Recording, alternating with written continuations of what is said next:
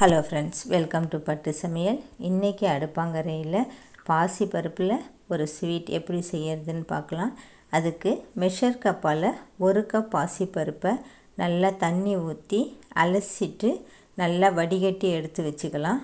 இப்போ தண்ணி ஊற்றி 2-3 தடவை நான் இந்த தண்ணியை மாற்றி நான் அலசி விட்டுடுறேன். அலசிட்டு ஒரு வடிகட்டியில் அதை வடிக்கிறேன். சுத்தமாக தண்ணி எல்லாம் வடிஞ்சு ட்ரை ஆயிடுச்சு. அடுப்பில் ஒரு பாத்திரத்தில் லேசாக சூடானோன்னே நம்ம வடிகட்டின இந்த பாசி பருப்பை போட்டு ஒரு 5 நிமிஷம் அடுப்பை நல்லா ஸ்லோவில் வச்சுக்கிட்டு வறுத்து எடுக்கணும். ஃபஸ்ட்டு பாசி பருப்பு அந்த பாத்திரத்தில் லைட்டாக ஒட்ட ஆரம்பிக்கும்.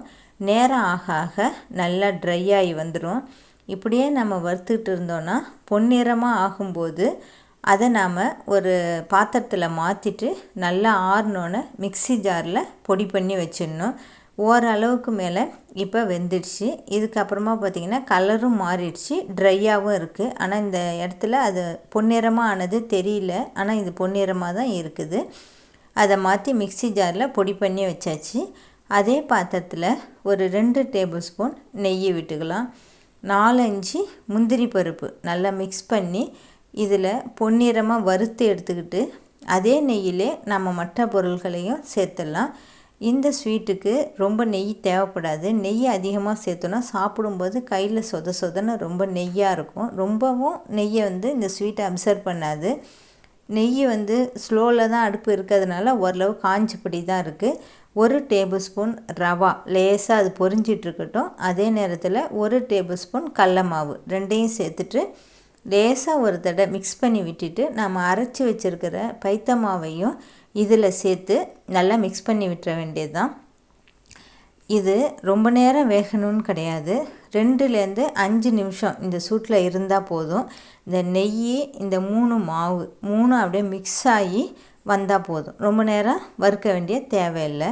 ஓரளவுக்கு மேலே இது 3 மிக்ஸ் ஆகிடுச்சு. 1:2 அந்த அளவில் நாம் இப்போ இதில் தண்ணி சேர்க்க போகிறோம். அடுப்பு ஸ்லோவில் தான் இருக்குது. இந்த ஸ்வீட் ஆரம்பத்திலேருந்து கடைசியில் வேணால் கொஞ்சம் ஹையாக வச்சுக்கலாம். மற்றபடி ஸ்லோவிலே தான் அடுப்பு தொடர்ந்து இருக்குது. மிக்ஸ் ஆகிடுச்சு. ஃபஸ்ட்டு 2 கப் ஊற்றி மிக்ஸ் பண்ணி விட்டுட்டு கூட நம்ம 1/2 கப் தண்ணியை சேர்க்கலாம். இல்லை ஒத்தாப்புலே 2.5 கப் தண்ணியை வேணாலும் சேர்த்துடலாம். நான் மெஷர் கப்பால் 1 கப் பாசிப்பருப்பு எடுத்ததுனால அதே கப்பால் 2.5 கப் இப்போ இங்கே தண்ணி சேர்க்குறேன். தண்ணி சேர்த்துட்டு நல்லா ஒரு தடவை மிக்ஸ் பண்ணி அது எல்லாம் சுருண்டு அல்வாவுக்கெலாம் வரும். அது மாதிரி சுருண்டு வர வரைய நம்ம அதை கிளறிக்கிட்டே இருக்கணும். அடுப்பு ஸ்லோவில் இருக்கிறதுனால இங்கே எதுவுமே பிடிக்காது. நம்ம கொஞ்சம் பொறுமையாகவே செய்யலாம். 2 கப் தண்ணி ஊற்றியாச்சு. இன்னொரு 1/2 கப்பும் தண்ணி ஊற்றியாச்சு. இதை நல்லா மிக்ஸ் பண்ணி விட்டுடணும். ஏற்கனவே அடுப்பு நல்லா சூடாக இருக்கிறதுனால நம்ம தண்ணி ஊற்றினோன்னே டக்குன்னு ஓரளவுக்கு கலர் சேஞ்ச் ஆகிடும். நல்லா வதக்கி விட்டுட்டு இந்த நேரத்தில் நம்ம அடுப்பை வேணால் ஹை ஸ்லோ அப்படி மாறி நம்ம விருப்பத்துக்கு ஏற்ற மாதிரி இந்த இடத்துல நம்ம வச்சுக்கலாம். ஓரளவுக்கு மேலே வெந்துடுச்சு, ஒட்டாமல் அப்படியே சுருண்டு வர பத்துக்கு வருது. இன்னொரு 5 நிமிஷம் இருந்தால் போதும். இதுக்கு மேலே பார்த்திங்கன்னா இந்த மாவு அந்த பாத்திரத்தில் கரண்டியெல்லாம் ஓரளவுக்கு ஒட்டும். ஆனால் இப்போ நம்ம நெய் சேர்க்க வேண்டிய தேவையில்லை. இப்போ நம்ம மெஷர் கப்பால் 1 கப் பாசிப்பருப்பு எடுத்துருக்கோம். அதே கப்பால் 2 கப் 1:2 அந்த அளவில் சர்க்கரையை சேர்த்துக்கலாம்.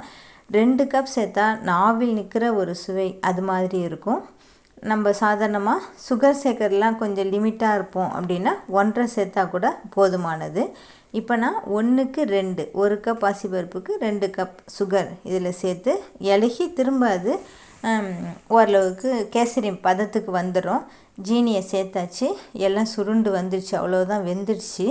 இதுக்கு மேலே நாம் ஏற்கனவே வதக்கி வச்சுருக்கிற முந்திரியை சேர்த்துட்டு நம்ம எவ்வளோ நெய் வேணாலும் நம்மளுடைய ஆப்ஷன் தான். சாதாரணமாக வீட்டில் சாப்பிடும்போது கொஞ்சமாக சேர்ப்போம், அல்லது வேறு ஒரு சுச்சுவேஷன் அப்படின்னா நெய் நிறையா சேர்த்து நல்லா வாசனையாக இருக்கிற மாதிரி பார்த்துப்போம். அதுக்கு தகுந்த மாதிரி நெய் சேர்த்துக்கலாம். நான் 1 ஸ்பூன் தான் நெய் சேர்க்குறேன்.